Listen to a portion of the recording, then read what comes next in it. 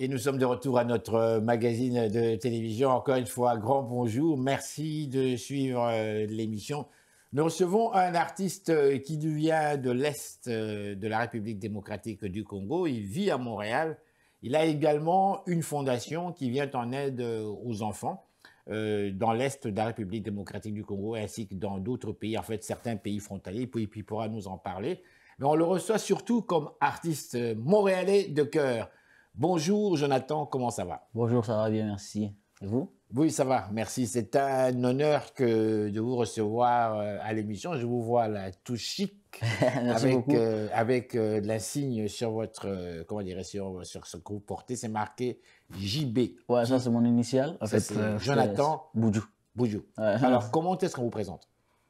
Ah ben, je m'appelle Jonathan Boudjou, Oui. Son of God. Je suis un artiste gospel, je fais de la musique gospel. Je vis à Montréal, mais je suis un artiste congolais vivant à Montréal. Vous faites essentiellement de la musique gospel, c'est ça? Ouais, je fais de la musique gospel. Ok, dites-moi pourquoi la musique gospel? La musique gospel, je l'ai fait parce que déjà, je suis sauvé, je suis un chrétien. Je suis un chrétien en tant que chrétien et puis j'ai ces dons-là. Vous avez dit une chose, moi je capte tout, hein, Okay, comme okay. l'éponge, vous dites, je suis sauvé. Pourquoi sauvé? Sauvé, c'est-à-dire j'ai accepté Jésus comme Christ et sauveur de ma vie. Ok, parce qu'avant vous ne l'étiez pas, c'est ça? Non. Mais comment vous expliquez ça? Bon, je peux expliquer à bref. Oui, d'accord. En fait, moi, déjà, je suis né dans une famille chrétienne. Oui. Je suis né dans une famille chrétienne, mais j'allais toujours à l'église, mais j'étais enfant à l'époque. Oui. Je ne pouvais pas comprendre tout, pourquoi je vais à l'église et qu'on sort. Après, j'allais à l'église, j'ai chanté aussi à l'église, Oui. mais après, j'ai arrêté. Du coup, j'ai arrêté, j'allais plus. Et ça se passait en Afrique, là? En Afrique, bien sûr, Afrique, en Afrique. Chez vous, à l'est du Congo? À l'est du Congo, à Bunia. À Bunia, ouais, c'est ça. ok. Comme vous le savez, les jeunes de nos jours, ils sont dans tout, dans l'alcool, les consorts. Moi, j'étais aussi comme eux. Mais après, à un moment donné, Dieu m'a fait grâce, il m'a tiré de là. Après, je me suis encore retrouvé dans la musique gospel parce que c'était les plans de Dieu pour moi, en fait. Mais c'était votre plan aussi? Non, je ne dirais pas que c'était mon plan parce que c'est Dieu qui m'a appelé à faire ça. Je ne me suis pas engagé seulement à aller moi-même. Oui. Dieu m'a convaincu et puis... Non, parce que si je vous pose toutes ces questions, ça vous paraît quand même surprenant que je vous pose ces questions, n'est-ce pas? Oui, je peux dire. Mais j'aime comprendre, j'aime également que notre public, le public qui nous suit, actuellement, parce que nombreux ne vous connaissent pas, Ouais. même nombreux ne me connaissent pas non plus, on nous entend parler entre Africains, on entend des expressions, je suis sauvé, et moi je me demande, mais pourquoi est-ce que tu es sauvé? Qu'est-ce qu'on t'a fait pour que tu sois sauvé? Est-ce que tu avais des problèmes? Tu étais malade? En fait, sauver, quand on parle de sauver, c'est pas qu'on était malade, mais bien sûr, spirituellement, on était malade, parce que... Quand on n'a pas accepté Jésus encore, on suppose qu'on est malade parce que c'est Jésus qui est tout pour nous.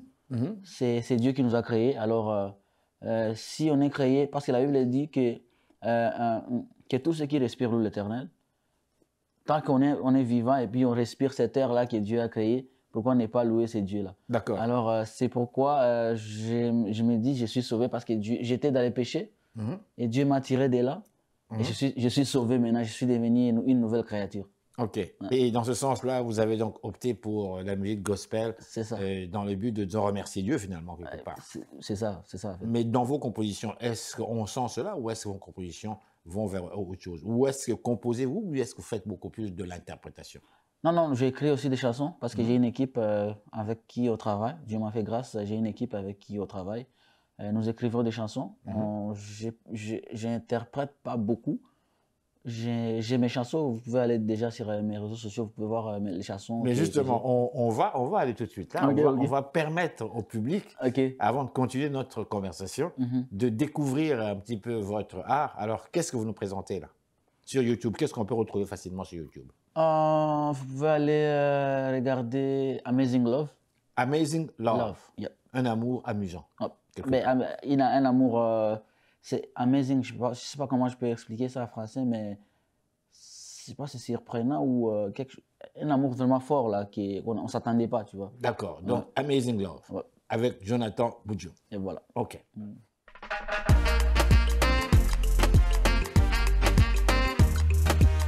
Ça ne dépend de rien, non.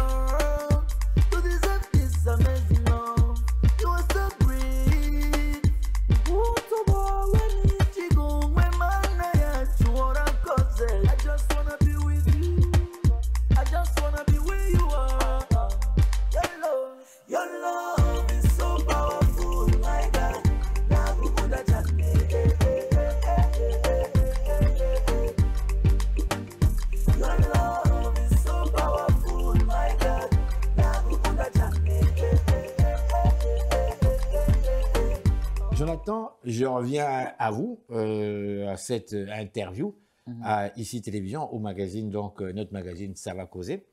J'ai envie de vous poser une question, mais ne la considérez pas comme une question piège. Nous sommes en train d'échanger. Vous et moi, je suis chrétien comme vous, peut-être un peu moins pratiquant, mais bon, je crois comme beaucoup de nos frères.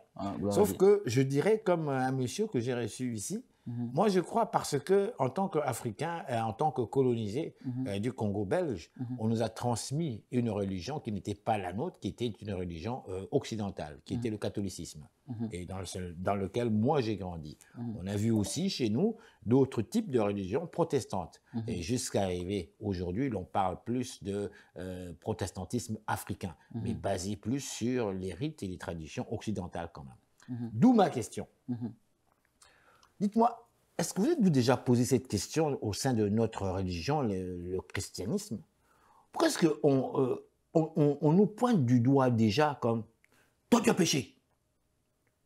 Donc, tu n'es même pas encore dans la religion, tu es en train de réfléchir, est-ce que, bon, comme on dit, est-ce que j'embarque ou pas? On te dit, tu as péché, tu es un pécheur, tu es un pécheur, tu as un péché là. Donc, en partant déjà, là, on te culpabilise en partant, carrément. Et donc, tu vis avec ça, lorsque je t'entends parler, tu es même convaincu, et tu te demandes, mais quel péché moi j'ai fait, mon Dieu, tu viens de naître. Mais tu as péché quand même. Donc, tout le temps que tu vas être là, il faut que tu fasses tout pour, le jour de ta mort, que ces péchés-là doivent partir. Est-ce que quelque part, si on y réfléchit entre nous, est-ce que c'est pas quelque part, je dirais pas de la manipulation intellectuelle quelque part, ou de la manipulation psychologique? Nous parlons de religion, nous parlons de croyance, et c'est très sérieux. C'est très, très sérieux. Je vous laisse la parole. Déjà, quand vous me parlez des gens qui doivent déjà, tu as péché, je ne suis pas pour ça parce que c'est ce qu'on appelle, comment on appelle ça, c'est du jugement. Ils sont en train de juger quelqu'un. Ce qui est là, réellement, les péchés existent. Les péchés existent. Et quand on voit quelqu'un est en train de faire quelque chose qui n'est pas permis dans la Bible, que la Bible n'a pas permis ça à un chrétien, c'est les péchés. C'est-à-dire, admettons aujourd'hui, je peux venir, je trouve qu'une personne est en train de commettre l'adultère. Ok? Par exemple, cette personne-là, il n'est pas marié, mais il fait des choses que la Bible interdit en fait. On peut quand même l'approcher et lui dire ça, c'est pas bon. Dieu ne veut pas ça. Nous devons marcher comme ça. D'accord, mais moi, je vous ramène dans une société démocratique. Vous et moi, nous vivons à Montréal, au Canada, où il y a quand même une certaine liberté, vraiment une liberté dans le vrai sens du terme. La personne peut vous répondre, monsieur, de quel droit vous permettez-vous de me juger? Qui êtes-vous? Vous n'êtes pas Dieu, vous êtes un humain comme moi. Ça, c'est un. Deux, les églises, ce sont des institutions matérielles créées par des humains avec des croyances basées sur le naturel, sur leur milieu naturel, quelque part. Si on regarde les différentes religions, c'est toujours basé par rapport à notre milieu naturel. Sauf l'Afrique, où nous avons des religions importées, que ce soit chez les musulmans, chez les catholiques et autres. Nous avons quand même nos propres religions, mais qui ont été vraiment, mais vraiment complètement écrasées, sinon déformées, parce qu'on parle plus de sorcellerie. Alors que nous ne le sommes pas, quelque part. Enfin, je vous laisse encore une fois commenter là-dessus. Vous dites la religion lorsque en vous Afrique me versus le Canada? dites un monsieur que vous considérez comme étant ayant commis l'adultère, un exemple, l'adultère, la personne qui vous répond, mais monsieur, de quel droit? De quel droit vous permettez-vous non seulement de m'attribuer un titre, un nom, un adjectif adultère par rapport à quoi? Si la personne n'est pas croyante, comme on en a plein de nos jours, si la personne vit sa vie de manière très matérielle et bon, on ne considère pas que pour elle, ce sont ses croyances. De quel droit on peut dire que cette personne-là, elle est adultère? Mais déjà, on ne peut pas... Quand on évangélise, il y a une façon que le Saint-Esprit nous met des choses en cœur. Le Saint-Esprit nous donne une sagesse, comment on peut aller approcher quelqu'un, parler à quelqu'un. Parce que ce que vous venez de dire, Tato, c'est vraiment réel. On ne peut pas seulement débarquer comme ça et puis commencer à juger quelqu'un, dire que toi, tu commets beaucoup de fautes et consorts. Surtout quand on sait, d'après les commentaires qu'on a, ces religieux-là eux-mêmes ne sont pas nécessairement exemplaires. Là, je ne vais pas entrer dedans parce que je ne suis pas sûr vraiment. Alors, comment donner des leçons? Après c'est ça ce que je voulais te dire, en fait. Oui. Il y a une façon d'approcher quelqu'un, les parler, parce que quelqu'un qui n'a jamais connu Dieu, qui n'a jamais entendu parler de Dieu, ça sera un peu difficile de l'approcher et puis de les reprocher comme ça. Donc il y a une façon dont tu peux... Mais l'évangélisation, c'est pourquoi nous évangélisons en fait. Il y a des façons qu'on évangélise les gens. Comme à l'église on dit, il y a des chrétiens qui sont bébés encore. Oui. Dans le monde aussi, il y a des gens qui sont vraiment bébés, ils ne savent rien du tout. Comme il y a des chrétiens matures. Et comme il y a des chrétiens radicaux aussi, qui vont dans l'extrémisme. Mais on va revenir à votre musique comme telle. La musique gospel, pour vous, c'est une manière, si j'ai bien compris, d'exprimer en fait votre talent, mais également votre amour, votre religion, n'est-ce pas, envers Dieu. C'est ça. C'est plus pour prêcher parce que la base, quand on fait la musique gospel, c'est pour prêcher la bonne nouvelle. Comme la Bible déclare, aller dans le monde et prêcher la bonne nouvelle. Oui. Et nous aussi, nous prêchons les gens au travers de la musique. D'accord. Ouais. Alors, à Montréal, ici, vous êtes originaire du Congo. Je suppose que vous êtes dans la communauté, vous êtes dans la diaspora. Qu'est-ce que vous constatez? Qu'est-ce qui est marquant? Qu'est-ce qui est frappant? Constater dans la musique? Oui. Pour être honnête... Je dirais d'abord, la musique, vraiment, si je parle en général d'abord, après je vais retourner sur la communauté. Oui. La musique gospel n'a pas assez d'espace à Montréal. Je ne sais pas si je m'avais tout dit. N'a pas assez d'espace, oui, on comprend, oui. On ne donne pas assez de... On ne peut pas s'exprimer, en fait. Oui. Parce que si vous voyez aujourd'hui des artistes séculaires, artistes comme on dit, les artistes mondains, et ils ont vraiment une plateforme vraiment qui les vendent. Qui est organisée, qui les aide à bien s'exprimer en fait. Mais chez nous, dans la musique gospel, c'est pas pareil. Ça aussi, c'est un problème d'abord. Comment est-ce que ça fonctionne? Mais pour nous, déjà, il n'y a pas de soutien comme des producteurs qui peuvent venir dire, OK, aujourd'hui, on va produire les artistes gospel, genre on va faire un concert à plein air, en été, on va faire des festivals gospel.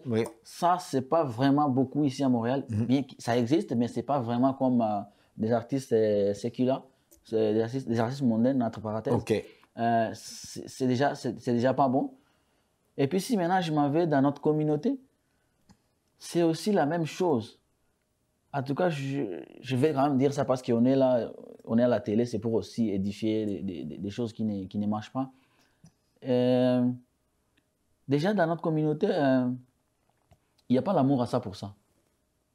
C'est-à-dire, les artistes gospel, il arrive des fois, on ne prêche pas du gospel, mais on se rivalise entre nous.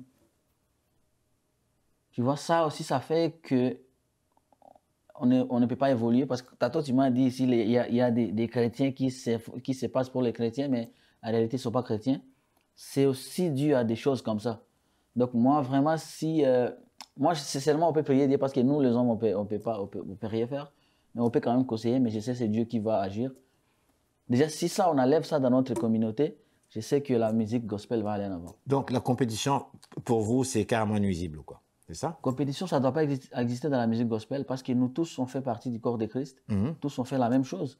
L'objectif est de gagner des âmes à Dieu. L'objectif est de peupler les cas des diables pour aller peupler les cas de Dieu. Oui. Donc, si le camp du diable, c'est ça? C'est ça. Nous, on parle de ça, c'est-à-dire aller comme, parce que vous ne voulez pas ces mots-là, je ne sais pas. Non, moi, je ne vous juge pas. Je ne vous juge pas. Vous utilisez les mots que vous voulez. Aller sauver les gens qui sont dans les péchés et les ramener à Dieu.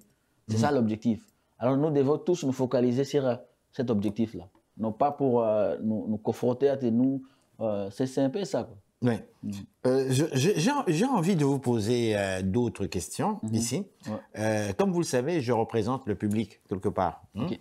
Peut-être mes questions vont vous paraître ridicules ou peut-être stupides, mais je m'arrête à gauche et à droite, j'entends des choses. Vous savez, j'entends des choses, et puis bon, je me dis, quand j'ai l'occasion de parler avec nos frères et sœurs, je leur pose la question naturellement. Maintenant, voici ma question. Dites-moi, nous avons constaté que ici, nous sommes en Amérique du Nord, plus précisément à Montréal, au Québec, la province de Québec. Nous avons constaté que les églises catholiques, principalement, puisque c'était des catholiques, c'est des catholiques, s'effondrent graduellement. Nous avons constaté également que les églises se transforment en condominiums de plus en plus. Nous avons constaté également la désertion des églises lors des périodes telles que Noël et autres. Nous avons constaté aussi que les églises sont principalement fréquentées par les personnes âgées qui pensent à leur mort et qui réfléchissent à l'au-delà comme tel. Les jeunes, niet, ils sont très peu. Alors, par contre, on constate chez nous, nos frères noirs principalement et africains, on est dans les églises plein. Mais c'est pas mauvais, c'est pas nécessairement mauvais. Mais on constate. Les églises sont pleines. Mais non pas les églises catholiques. Nos églises à nous, ce qu'on appelle les églises de réveil. Réveil par rapport à quoi? Est-ce qu'avant on n'était pas réveillés, on était endormis, et maintenant nous sommes réveillés par rapport à quoi? Et en plus, j'ouvre la parenthèse, comme je la ferme, on utilise les principes, traditions anglo-saxonnes, principalement dans les églises de réveil comme telles, c'est-à-dire les églises protestantes. Pourquoi est-ce qu'on les appelle églises de réveil africaines? C'est encore là l'autre question. Bref, je m'arrête là. Alors, ce que moi je me dis, comment expliquer que le Québécois qui nous observe, qui nous voit, on est là, on va prier. C'est pas mauvais, mais on prie. On prie beaucoup, on croit réellement et c'est sérieux. On est en Occident. Vous, comment est-ce que vous voyez ça, vous? Est-ce que c'est ordinaire? C'est, je dirais pas normal, mais c'est ordinaire, selon vous? Le fait que nous, on prie beaucoup plus que la communauté d'ici. Oui, oui. Je dirais que c'est aussi... c'est déjà la base aussi. La base, je vais m'expliquer. Oui. La base, c'est-à-dire, nous, quand on est venu de là, on vit dans une société où la prière, pour la plupart des gens, la prière, l'église, c'est quelque chose d'important. C'est très important. Pourquoi? Parce qu'on a des problèmes, parce que c'est la misère, c'est ça? Non, c'est pas ça, c'est parce qu'on doit prier Dieu. On doit chercher Dieu. On doit chercher Dieu. Comme je t'ai dit tantôt, comme dans la Bible déclare que tout ce qui respire loue l'Éternel, c'est dans cette optique aussi. Quand nous, on sait qu'on vit, c'est parce que c'est Dieu qui nous a donné cette souffle de vie. Nous devons aller à l'église, nous devons chercher sa face, nous devons prier. Ça, c'est déjà des bases. Déjà, quand on vient déjà chez nous, en Afrique, dès les bas âges, tu vois, les parents apprennent aux enfants d'aller à l'église, on doit prier, on doit faire ceci, c'est ça en fait. Mais vers 6, je ne vais pas aussi, je vais pas juger nos frères d'ici. Oui. Et aussi, ils prient. Ils prient. Il y a des gens qui prient comme nous d'ailleurs aussi, plus que nous-mêmes. Oui.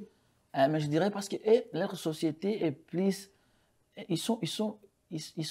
vrai, ils sont nés ici. Avant peut-être avec les grands-parents et consorts, ils allaient plus à l'église. Maintenant, la société aussi commence à se transformer avec...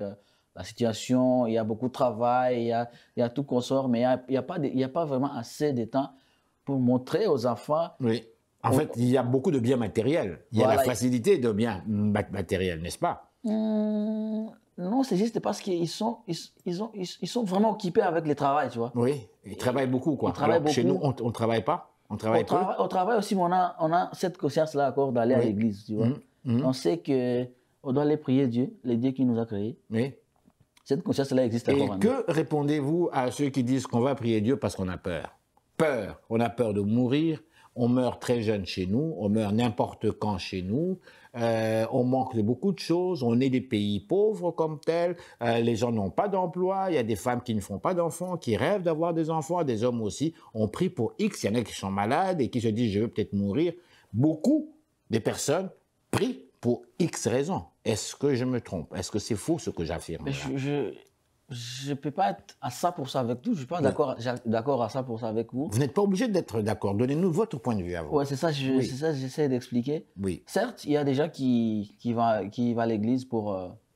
ils sont malades, ils savent prier pour que Dieu les guérisse. Il y en a.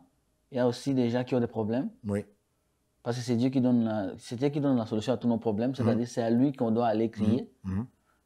Mais dire que tout le temps, on s'en va prier juste parce qu'on a des besoins, Ça, je ne suis pas d'accord Donc avec. on va prier parce qu'on aime Dieu, tout simplement. C'est ça, on doit prier parce que Dieu existe, parce que Dieu nous a donné cette souffle de vie. Parce que si maintenant on se dit, Dieu, on va aller prier Dieu parce qu'on est malade ou on n'a pas à manger.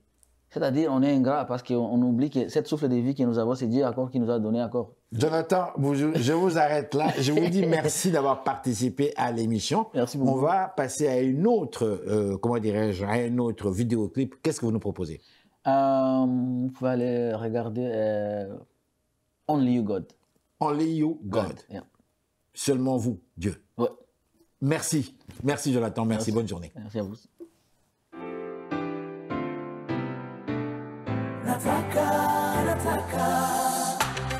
Oh, no, no, nataka Yahweh. Oh, mwanzo kulikuwa na neno, neno ilikuwa ni nuru, nuru ilionga gizani. Anayeitwa Bwana Yesu, Emanueli, Mungu pamoja nasi. Bwana wangu nimuhitaji, nataka nikuimbia maisha yangu yote. Mimi nikuabudu na moyo wangu wote, nikuabudu. Only you, Bwana na kweli. Only you.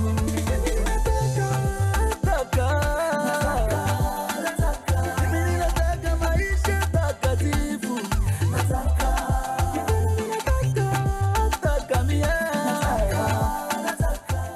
Madame, Monsieur, bonsoir. Ici Henri Ngaka. Ne ratez surtout pas nos prochaines émissions présentées à ICI Télévision depuis Montréal. Ça va causer. Et voilà, c'est déjà la fin de l'émission. Nous espérons que vous avez aimé. N'hésitez surtout pas de nous faire part de vos commentaires. Je vous dis pour ma part, grand merci au nom de toute l'équipe. Ici Henri Ngaka. Au revoir et gardez le sourire.